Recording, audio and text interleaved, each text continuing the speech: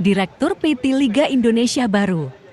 Monafri Arifuddin menyaksikan laga PSM Makassar melawan Rans Nusantara di Stadion Gelora B.J. Habibie Kota Parepare, Senin 30 Januari tahun 2023. Monafri sekaligus memantau Stadion GBH yang kondisinya diguyur hujan.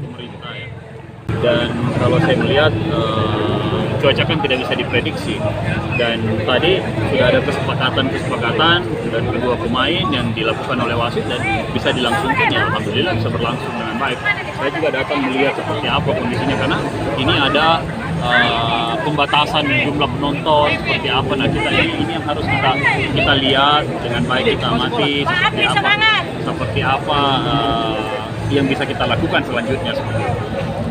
Nah, melihat kondisi ini Pak Pi, apakah di musim depan masih memungkinkan memakai Stadion GBH? Ya, kita akan lihat nanti hasil asesmennya lagi. Nah, ini kita nggak tahu sampai kapan ini asesmen, apakah berlangsung terus-terusnya atau setiap tahun diases dan sebagainya. Nah, ini yang kita akan lihat, dan kita berharap semoga standarisasi dari Habibie ini juga bisa ditingkatkan sesuai dengan standar yang diberikan oleh tim asesmen yang ada.